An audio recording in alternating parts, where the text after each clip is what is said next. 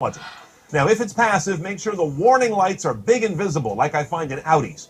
If mom and dad seem to always be cutting off, let's say, a bike on the right-hand side, then look into Honda's cars that have a camera that looks down the right side of the vehicle when you signal that way.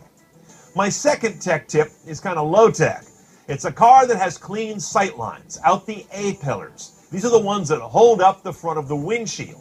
Now, there are big differences in these between cars. Generally, the more sloped and thicker the A-pillar, the more stuff you can completely lose behind it, until it's too late.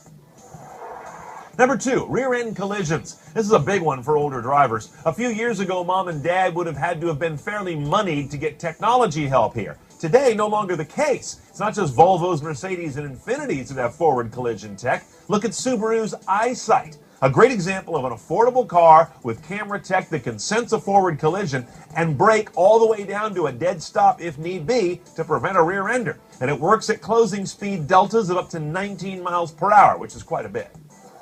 Before I get you to number 1, evidence that 60 really is the new 50. Drivers in their 60s are actually not involved in a lot more accidents with other cars.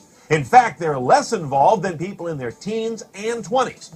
Now, it's the 70s and 80s where things get rough, and drivers over 80 have 5 times the accident risk compared to people in their 40s and 50s. That's the red zone.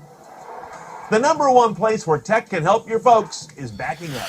Whether their necks are too stiff to turn around and look, or their eyes are too bad to see anything if they do, backing up is a problem for old folks, adding up to some 23% of crash impact points.